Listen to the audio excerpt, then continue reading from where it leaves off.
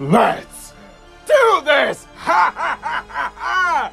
Alrighty then, my royal chums, like today has already been the day that the Sonic Movie 3 trailer has break the internet, and I've already made my reaction video where I was shouting and screaming so hard where I was technically just losing my vocal cords for a bit, so I need some time to rest. I need some hours to fly by so then I can rewatch this trailer again and again, and I'm like, you know what? How about we do a analytical breakdown between you and me, the viewer, and me as the content creator, which I've done it before with the second movie. I might as well do it again for the third movie. So without further ado, appreciate the background because I'm going to transition to my handy dandy computer as we rewatch the trailer and analyze, speculate theories, everything from the first Sonic Movie 3 trailer. But before we start speculating about the trailer, we actually got the brief plot synopsis for Paramount Pictures that reads, Sonic the Hedgehog returns to the big screen this holiday season in his most thrilling adventure yet. Sonic, Knuckles, and Tails reunite against a powerful new adversary, Shadow, a mysterious villain with powers unlike anything they have faced before. With their abilities outmatched in every way, Team Sonic must seek out an unlikely alliance, which is obviously Dr. Robotnik, in hopes of stopping Shadow and protecting the planet. So, pretty brief plot synopsis that we've pretty much seen in the trailer, but speaking of the trailer, let's go recap, shall we? Sonic, you finally found your family. Try to keep up. First of all, the biggest takeaway, the visual effects, the cinematography, and the set pieces are just top notch, which I gotta give credit to the cinematographer, the production designers, but also director Jeff Fowler for upping the antiques of Sonic 3, where visually it actually looks better than the first two movies, and dare I say even the Knuckles series, but I gotta say the visual effects for Sonic, Tails, and Knuckles looks pretty amazing. And then what I did expect is good old Sonic's Uncle Ben, Thomas Wachowski, who's giving him an inspiring speech where he says that you finally found your family and your friends, which technically Vin Diesel will be like, I don't have friends, I have family. It's all about family, Tom. But I like the fact that he encourages Sonic just to try to keep up, that he's over for his story that hasn't been easy because, you know, the loss of Longclaw, which I do appreciate the homage, which it could be taking place in Sonic's old cave before he moves in with Tom, where he got the illustration of Longclaw with the sunflower and green hills, which, you know, that was the beginning of Sonic's tragic origin story. But also, throughout that montage, we see Sonic, Tails, and Knuckles, Team Sonic, Sonic Heroes in action, doing their action sequences in the bloody London, UK. I don't know why they're doing it, but we will get to that. But also, we see Knuckles uses his Flames of Disaster power abilities, which was presented and showcased in the Knuckles TV series. I mean, even though as much as I was disappointed with that show, at least the Flames of Disaster power was actually established in the series, and then Knuckles could utilize it to be having it more in Sonic 3. But also, I do like the message where Tom is like, well, you've progressed forward, but you didn't change for who you are in here. And then, you know, silly guy jump by saying, you're talking about my lungs, Tom? No, I'm talking about your heart, fool. And then you see Sonic just swerving around in Green Hills. It kind of gives me a homage when, you know, the first episode of Knuckles did the same thing where Knuckles does his training with, I am the warrior. But this time we're seeing Team Sonic training together, which is something that I wish to see in the Knuckles series, but now I take that criticism back because now we're seeing that more in Sonic 3, which we're embracing the Team Sonic roots, like Avengers-style team-ups, like how the producers tease it. So then, as we continue on with the trailer, we see that, surprisingly, the Olive Garden guy, Commander Walters, is on Team Sonic's side thinking that they can stop Shadow, which is interesting because first movie, they hire Robotnik to track down Sonic. Then second movie, they basically make the Operation Wedding Catfish setup from the second movie. And then we lead to, oh, now they're the good guys now because, look, they may not be as cool as E.T., but hey, they saved our life from a giant robot-sized mech that's taking over Green Hills, aka the Death Egg robot in Sonic 2. But also, as we foreshadowed, no pun intended, foreshadowed Prison Island, I'm like, Prison Island from Sonic Adventure 2, since Sonic 3 is taking inspiration from Sonic Adventure 2 in the Shadow games, which I will talk about how this movie is inspired by it, but it's different, but I'll get to that later on. But I like that literally by the container where we see Project Shadow, we literally see donuts because, get it? Because that's where Tom got his nickname, the Donut Lord. But either way, when they keep Shadow in captive on a high-level security breach, I like the fact that the commander just indicates that they try to keep Shadow contained for over 50 years, which that was something that was set up since the first movie. I mean, it's superficial where Sonic mentions, Keanu, you're a national treasure, which foreshadowed that Keanu Reeves will be the voice of Shadow. But then also the second movie. Like, by the end where they assumed that Robotnik was dead, and Agent Stone was overhearing this, that one of his, like, the Commander Soldiers talks about, like, a secret file that's been buried underneath for over 50 years. Even the Knuckles series referenced by saying, this has happened before, back in 1974, but it wasn't a red alien around that time. So I'm like, in other words, they've been setting up Shadow to be like this Thanos level threat. I'm not saying like he is like Thanos, but you get the idea, like how the MCU built up the big bad, and Shadow is the big bad for Sonic 3. So either way, the visual effects on Shadow, a massive improvement over the mid-credit scenes for Sonic 2, which I know that was a prep up, kind of like what they did with Tails in the post-credit scene in the first movie, but man, the visual effects on Shadow just so upteeth. And also the fact that he's breaking now out of his tube, and the way that he breaks out, including seeing the shoes, that kind of reminds me of the onset photo that Jeff Fowler has teased, and the lines of how the way the Shadow looks, it just looks amazing. But also, I like the fact that the Commander is talking to Sonic, where he says Project Shadow is far beyond anything we've encountered. And he describes that Shadow's story is a lot like yours, Sonic, but the major difference is you have family and you have friends still around you. Shadow, on the other hand, he only has pain and loss. And the one things that we did see, we actually see Maria, aka the granddaughter of Gerald Robotnik, but also the cousin of Dr. Eggman. And for those that know the story, you know how it goes. Maria is diagnosed with a terminal illness where she cannot, you know, be on Earth. So that's why the grandfather tries to find a cure for the terminally ill, which is what he's doing for his granddaughter. And Shadow the Hedgehog, the ultimate life form, is supposed to be like a key to that. But you know how long will that go? Maria! Technically, when the Commander tells Sonic by saying, hey, you actually got a crew, you have friends, well, Shadow the Hedgehog doesn't, which, yeah, it was teased in the beginning of the trailer, which Tom talks about, like, things have not been easy for you, and you see the indication of Longclaw that Sonic lost Longclaw, but also Shadow lost Maria. And it's like, I like the fact that the Sonic movies in particular depicts loneliness for most of the majority of the characters. Like, Sonic lost someone and he felt alone. Tails felt alone after when he got bullied and be called like a freak or something. Knuckles, which amazing in his backstory in Sonic 2, where he lost his father, he lost his Echidna tribe, and also, dare I say, even Jim Carrey's Robotnik. Sure, he's been alone in the Mushroom Planet, but also first movie where he hints like why does humanity is like so against him, and why he turns back on humanity and use his intelligence and his machines. And then Shadow is another exception of that, but instead for Shadow, he actually has an origin story that is from the lore in Sonic Adventure 2 and the Shadow the Hedgehog video game, which, not gonna lie, the moment Maria was like close to Shadow, it's like, they probably must have took notes from that Project Shadow fan film, which that's a pretty sick fan film, not gonna lie. But either way, it's a good thing, like, it's a good thing that we are definitely going to go more in depth of Shadow the Hedgehog's origin story, including the moment where we see Shadow, and I'm assuming that's Gerald. We see the gun agents seeing Maria that says, so I'm like, does that mean Shadow's going to witness the death of Maria? And for some reason, it's giving me Spider-Man No Way Home vibes when Aunt May dies and the cops are after them. I'm getting that similar vibe. And it's so cool that Commander Walters is cool with Team Sonic, which, yeah, that's a confirmed name, just like Sonic Heroes. The fact that Sonic, Tails, and Knuckles literally go to Tokyo, Japan, which that is a subtitle and the Japanese translation called Sonic X Shadow Tokyo Mission. No, it's called Sonic X Shadow Tokyo Mission, which, what's next? A Fast and Furious Tokyo Drift joke? I mean, producers, hello. But either way, I like the fact that Tails is on the pilot, which, I mean, it's a shame. I kind of wish that we would have seen, like, you know, the tornado plane from Sonic Adventure 2, but you know what?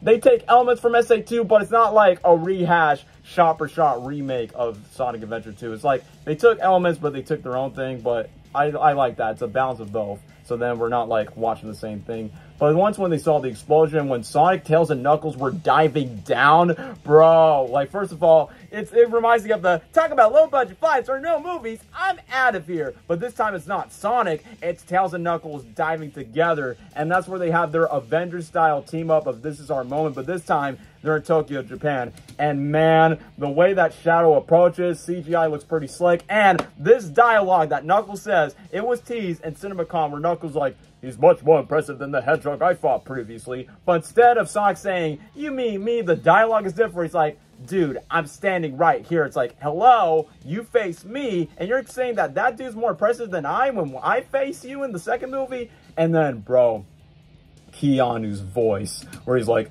you're a colorful bunch. You're a colorful bunch. Okay, first of all, I'm surprised. that Jeff Fowler made it happen, that Keanu Reeves, the national treasure himself, from John Wick, The Matrix, Point Break, Bill and Ted, dare I say Toy Story 4, the third SpongeBob movie, and even DC superhero pets where he voiced Batman.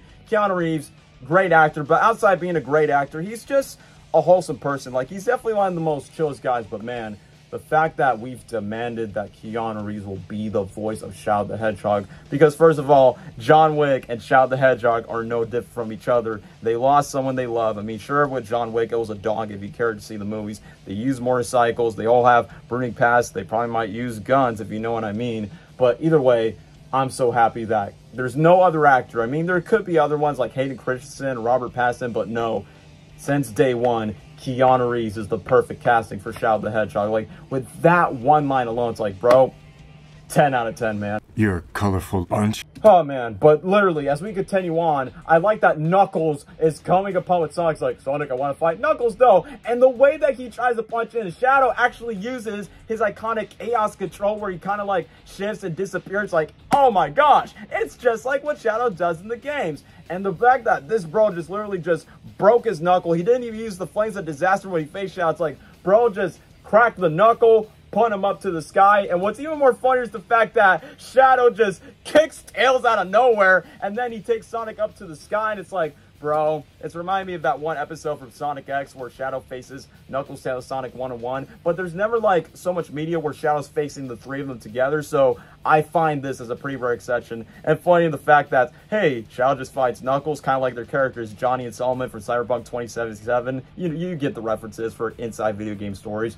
But however, this moment where Shadow's using his air shoes up in the sky and knocking Sonic down, bro, the aesthetics, the Japanese city in Tokyo, it just makes it look peak. And then we return back to London, aka this is technically Sonic Far From Home. Hopefully a better movie than Spider-Man Far From Home, but don't at me on this.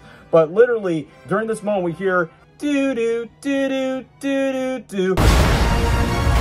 He's too powerful. A motif of the Green Hill theme, even though, yeah, Green Hill was referenced in the first movie and the second movie, but once again, kind of like, you know, satisfying just to hear it. And then we get to see this flying UFO, which is technically, I'm assuming this might be one of Robotnik's secret bases. And then we see Shadow fleeting out, and then this beautiful homage. It's a recreation of the Shadow the Hedgehog opening cutscene. You know, the one of, can you see all of me, walk into my destiny. It's like, bro, it's the exact same movements that Shadow does. And interesting fun fact, the director, Jeff Fowler, he was one of the artists on Blur Studio that made the cutscenes for that opening cutscene of Shadow the Hedgehog, the video game. So given the fact that Jeff Fowler is now directing this third Sonic movie, that it became a full circle story, that he worked on the cutscenes for that Shadow the Hedgehog video game, and now you're recreating it in the third movie. And it's like, good props to Jeff Fowler, worth the 20-year payoff in his career.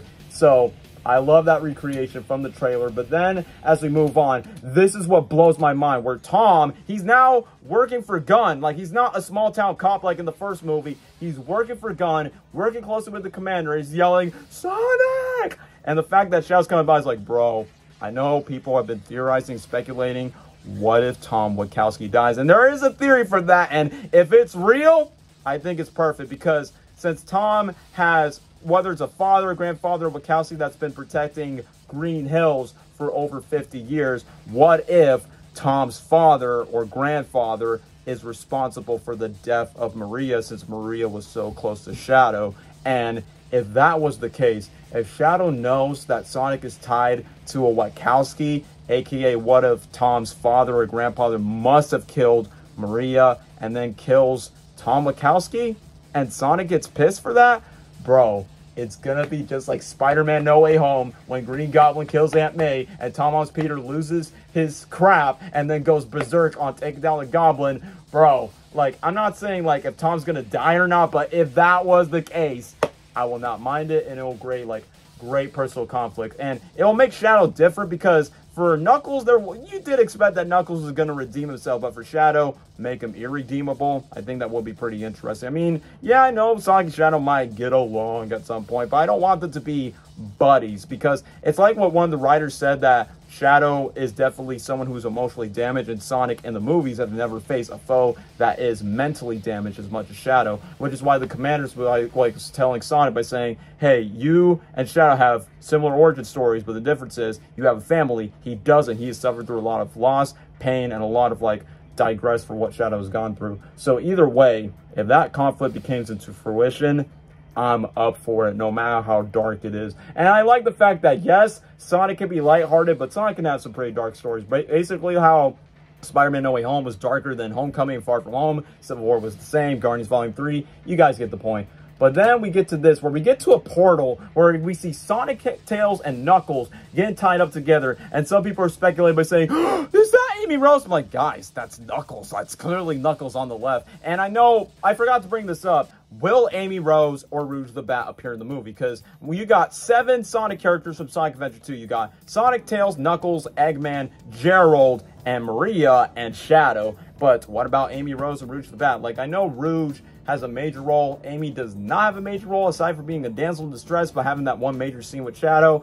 I honestly doubt, like, don't get me wrong, I would love to see Amy Rose and Rouge the Bat so you can have some female Sonic characters from the Sonic lore. But now it's kind of impossible to see how they would show up in terms of the plot, because yes, it is inspired by Sonic Adventure 2, but now I don't see, like, how could Rouge and Amy fit to the story that doesn't feel forced or completely sidelined? Like, if anything, maybe for a post-credit scene, like, hey, Amy Rose is going to be a massive role in Sonic 4, maybe a Metal Sonic storyline or something like that. That's what I heard from the leaks. But regardless, yeah, it's a bummer that we don't get Amy and Rouge, but if they're not in the movie, I can't complain, because, bro, we got the Sonic heroes facing Shadow, we got Jim Carrey's Eggman, which we will get to that, and I'm just satisfied. So I'm good enough for what it is, even with or without Amy Rose or Rouge the Bat. But then we move on to the next scene where Sonic, Tails, and Knuckles will be like, we can't face Shadow on our own. I think we probably might need some help. And then they meet up with Agent Stone. Knuckles met Stone where he broke his wrist. Sonic and Tails never met Stone before. And I like that the crab meat drone is adapted in live action, which I do think it was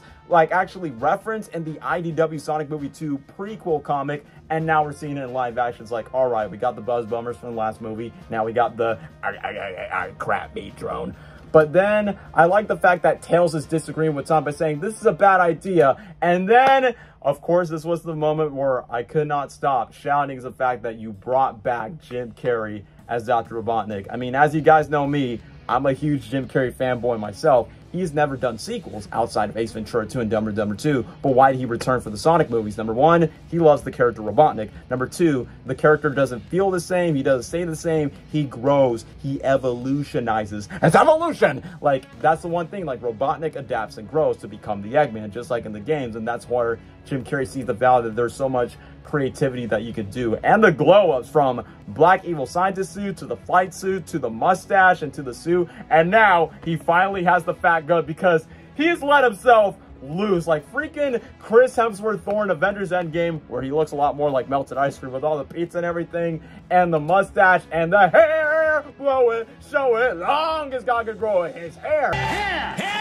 And the moment when Stone interrupts Robotnik, it's like, a nice homage to the first Sonic movie where he screams, ah! But it's not about lattes. It's the fact that he's like, we have visitors. And it's like, it's so funny that Knuckles is like, this is not for you, Robotnik, you for you. And it's like, come on, we need your help, man, even though we disagree. It's like, bro, I can literally relate to Robotnik since I grow a beard in some phase. But then this movie became my motivation. So I find that this is going to be an interesting dynamic because sure, Sonic and Robotnik has fought as foes and Robotnik tricked Knuckles to be allies just to get the source of ultimate power. But I like that this is an interesting twist. Instead of just like, you know, Robotnik teaming up with Shadow, even though Shadow's tied up to his family roots, his grandfather and his cousin. But still, I like the fact that it's different, where it's not like a rehash of Sonic 2 where Robotnik and Knuckles has to team up and then they face Sonic. So instead, they switch the tables around where instead it's Sonic and Robotnik teaming up, which sure, that has happened before in the games by the end of Sonic Adventure 2, mainly Sonic Lost World, and I guess I could say Sonic Heroes and Sonic Frontiers if you want to count those,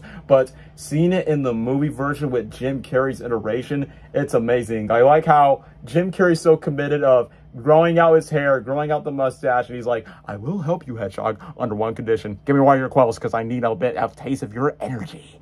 And literally, when Sonic brings in the quell, I mean, people are speculating by saying, Jim Carrey has done everything from what makes Eggman Eggman. The only thing that's missing is Metal Sonic. Is he going to appear in this movie? Don't think so, because it will overshadow Shadow the Hedgehog. So I don't think it's a good idea. Maybe for the 4th movie, but still, the moment where he licks the quill, it's exactly what he does in the last movies. But also, just like a CinemaCon, he shouts at Stone and just be like, "Let's do this!" Embracing his Eggman energy, Agent Stone using his clipper, cutting off the hair, and literally just going back to the bald spot. And I like that Jim Carrey's Robotnik's like, if I can rule the world, I can save it. And even though Robotnik is a villain, and you know the character of Eggman can always switch sides, whether it's left or right, but at the end of the day, I feel like Robotnik is being like Loki, if you guys can think about it. Like, you can't trust Loki with the Avengers because, you know, the evil stuff that he's done with the heroes, but for the sake of a more dangerous threat than him, they still need him for resources, but yet, you know, you still can't trust Loki. I feel like it's the same thing for Jim Carrey's Robotnik by saying, hey, we don't know about this Shadow guy, but since he probably might be tied to your family roots, can you help us? Under what condition? Give me one of your kills. And then just get a clean shave. But however, once again, it's so crazy that Jim Carrey's coming back for a 3rd movie, and I think that's mainly because, one, he wanted the character to gain weight. He wanted it in the 2nd movie, but now we got the chance in the 3rd one, and some other reasons, which we will get to that. But the moment where he, like, needs some more outfit, because you know he's grown weight, why? I just like the fact that he just rips Agent Stone's shirt and just be like, I run out of materials, and then he's like, found them, I'll definitely take some for you, Stone. It's like comedy gold. And then we get that exclusive scene that was teased in CinemaCon where Sonic and Robotnik are out of the ring and they're looking, well, they're not looking at each other, but, you know, despite them being foes since the first Sonic movie, they have to team up. And when we get to this background, maybe they're searching for clues about the events of Project Shadow or even Robotnik's grandfather, which we will get to that later on. And then I like that throughout the music track, it plays down, down, down, bow, bow, bow, bow, bow.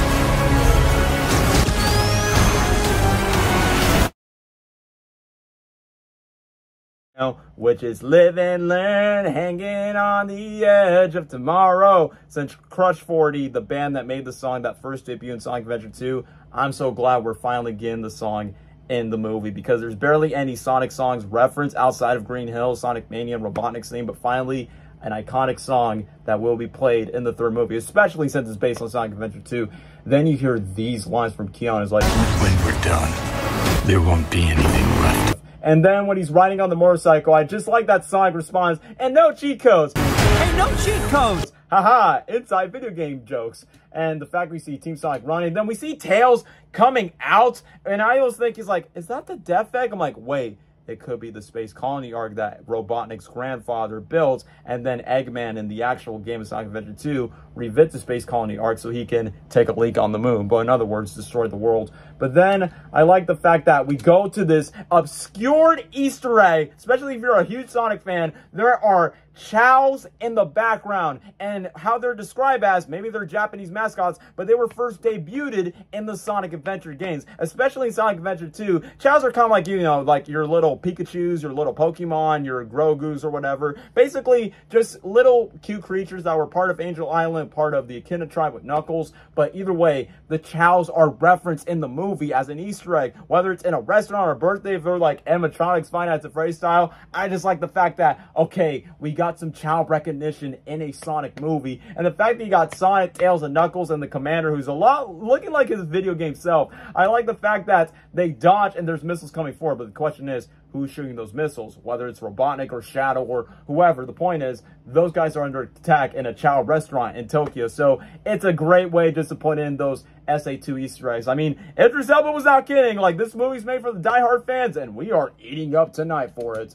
But then during the moment where Sonic's like, what did you do? What I had to. It's like, what does that mean? Did Shadow kill Tom? What catastrophe made Sonic the Hedgehog tick? And that's why the theory, if Tom dies from Shadow just because thinking that Tom's relative is responsible for Maria's death, it's like, you're human, take away for what was most important to me, I'm gonna take away yours. And I feel like that's gonna create the conflict. And then just like what we saw in the CinemaCon footage where you see Shadow on the motorbike taking on Sonic, and I feel like it's on top of the bridge. I'm like, Radical Highway reference from Sonic Adventure 2, live and learn. If they recreate the moon poster that you remember from the games and the logo, cinema, absolute peak cinema, best video game movie, 10 out of 10 if that was the case. and they clash in, they fight anime style, which I almost forgot. The motorcycle with Shallow Drift, it's a reference to Akira, which obviously that's a popular anime movie, and every popular media copies that motorcycle slick trick. But however, for Shadow, looks pretty slick. And then the biggest reveal at the very end, we got Gerald Robotnik, aka the grandfather Eggman, and he's played none other by Jim Carrey himself, which I did expect Jim Carrey to use a little bit more of this voice. They'd be laughing, but not like you and me. In the saggy flesh. Because when Jim Carrey's Eggman is meeting Gerald, the voice reminds me of a certain other Paramount villain that Jim Carrey played named I'm Your Beloved Count Olaf. Hello, hello, hello. I am your beloved Count Olaf. Welcome home, my boy. Hello, my boy. I'm your beloved grandpapa. And speaking of which, this isn't the first Paramount movie that Jim Carrey played multiple roles. He did the same thing for Count Olaf. It's the same character, but he's in disguise. But what makes Sonic 3 different, Jim Carrey's interacting with himself, except it's his young original self as Eggman, but he's talking to his grandfather from the past. Jim Carrey, Jim Carrey, Jim Carrey, Jim Carrey. In the saggy flesh. I can be the ultimate dad. So if this was another idea that convinced Jim Carrey to come back outside of being fat, outside of teaming up with his former foes from Sonic, Tails, and Knuckles, but also being a different character that's part of the Robotnik relative, whoever's idea was that, Jeff Fowler, Pat Casey, Josh Miller, thank you. Spank you very much. Spank you very much. But I know some fans are going to be ticked off by saying, wait, whoa. How is Gerald alive? Then he got killed during the events of Maria when Shadow got released. And I'm like, there is another theory. I heard rumors they might be time travel in this movie. And during the moment when Jim Carrey's Eggman and Sonic were out the ring portal, maybe that's the case of time travel. Which I know time travel was not like a major thing in Sonic Adventure 2 or the Shadow game. It was in the Sonic 06 game with Silver the Hedgehog, but this is not the Silver story. This is the Shadow story. But however, I do love the interactions where he freaks out by saying, it's possible, it couldn't, are you my papa? And literally, when Jim Carrey's like, papa, for some reason I'm getting like liar vibes, mama. But it's a completely different context. But obviously, Jim Carrey's Eggman is more emotional because he's seeing his grandfather, which, yeah, Jim Carrey looks amazing, which, by the way, future cosplay ID is coming up whenever I upgrade some sweet moolah. But literally, when he hugs his grandfather, just be like, in the saggy flesh. Like I said, since I'm a Jim Carrey fan, the way he says sounds like Ace Ventura. Repent! Repent! And thou shalt be saved.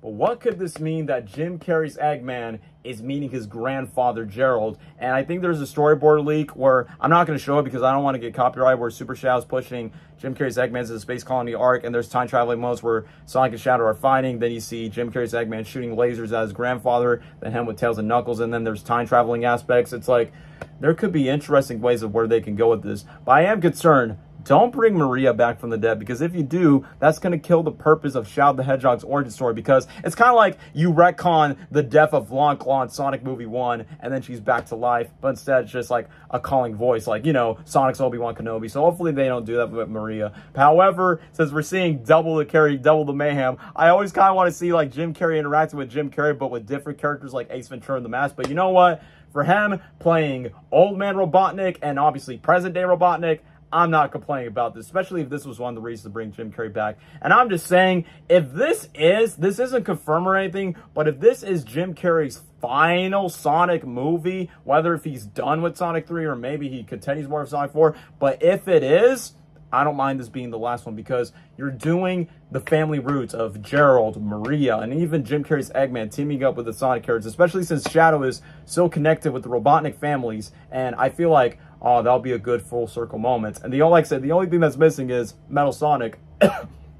Excuse me, I'm getting dehydrated. So, either way, if this is the last Jim Carrey movie, well, in the Sonic franchise, so be it. What I want to continue with Sonic 4, I mean, like I said, outside of Metal Sonic, I think they could continue without him. But regardless, I need to go see the movie myself before I make my speculation by saying, where can they go after Sonic 3? I need to see how the movie ends, and I don't think... My original ending pitch was, what if the Sonic characters, Sonic, Tails, and Knuckles, go back to defend their original plan, but since they're being tasked by the commander, the gun organization, but also being close with Tom and Maddie, the donut lord that's now becoming a gun agent, a part of the gun organization, the fact that shouts a threat around the world from freaking Tokyo to London, which it makes sense because the marketing just teases it everywhere. But however, who knows of how this franchise ends, but I strongly believe that this will be the best Sonic movie in the trilogy and the franchise, and I think it's definitely going to pay off. And like I said, would I like to see more? Yeah, I expect a Shadow spinoff if they make a Sonic 4, bring in Amy Rose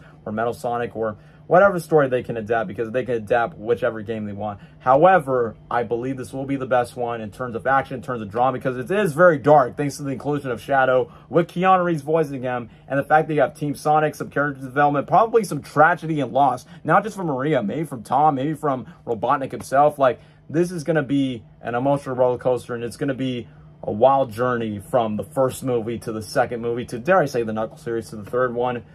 Oh, man.